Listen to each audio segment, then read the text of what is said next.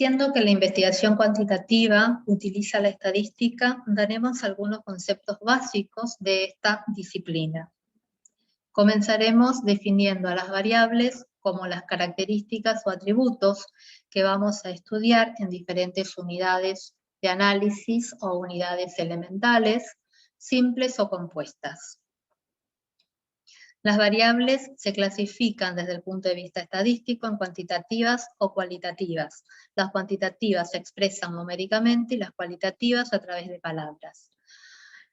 Las cuantitativas, a su vez, se subclasifican en discretas o continuas. Las variables cuantitativas discretas no aceptan valores intermedios entre dos valores posibles de ser asumidos por la variable. Por ejemplo, el número de integrantes de una familia. Las variables cuantitativas continuas aceptan valores intermedios, por ejemplo, la temperatura. Las variables cualitativas se subclasifican en dicotómicas y policotómicas. Las dicotómicas solo presentan dos posibles estados o categorías, por ejemplo, estar vivo o muerto. Las policotómicas presentan más de dos estados o categorías, por ejemplo, la nacionalidad. Respecto a las escalas de medición, las variables cuantitativas se miden en escalas de razón o proporción y en escala de intervalo. La escala de razón o proporción presenta un cero real, la escala inicia en cero y está marcando la ausencia de la variable. Por ejemplo, número de hijos de una pareja. La escala de intervalo es aquella en donde el cero solamente está indicando el cambio de estado de la variable. Por ejemplo, la temperatura ambiente. Las variables cualitativas se miden en escala nominal y escala ordinal. La escala nominal solamente lista o nombra los estados o categorías que puede asumir la variable. Por ejemplo, la nacionalidad. Las ordinales indican un orden que puede ser jerárquico o lógico. Por ejemplo, nivel de estudio formal alcanzado por una persona. Respecto a la población, diremos que es el conjunto de unidades elementales en donde queremos estudiar las variables de interés. Desde el punto de vista estadístico se clasifican en finitas o infinitas. Son infinitas cuando no tenemos un listado donde encontrar a cada una de las unidades que conforman la población y tampoco tenemos la posibilidad de elaborar ese listado. Por ejemplo, si hablamos de las personas que se automedican. Las finitas sí tienen este listado, por ejemplo, pacientes de un centro de salud.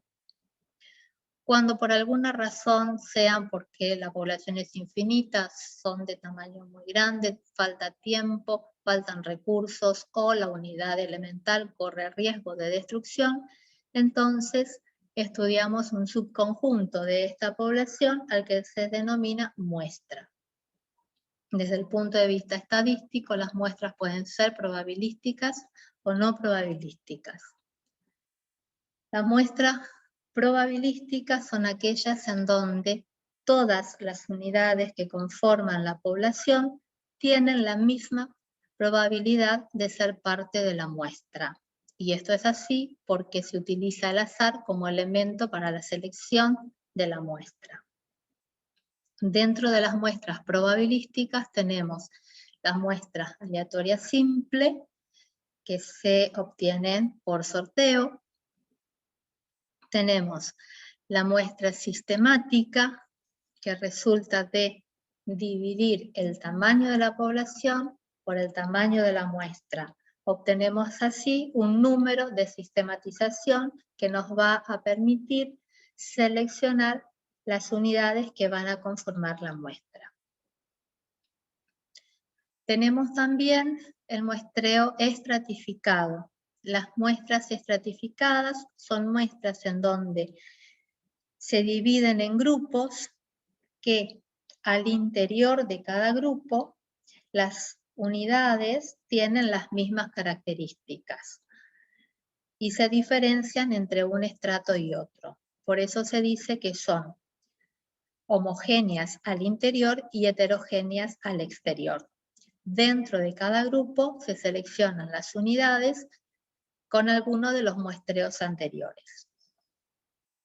Las muestras por conglomerado son muestras en donde en cada grupo las unidades que lo conforman van a ser diferentes.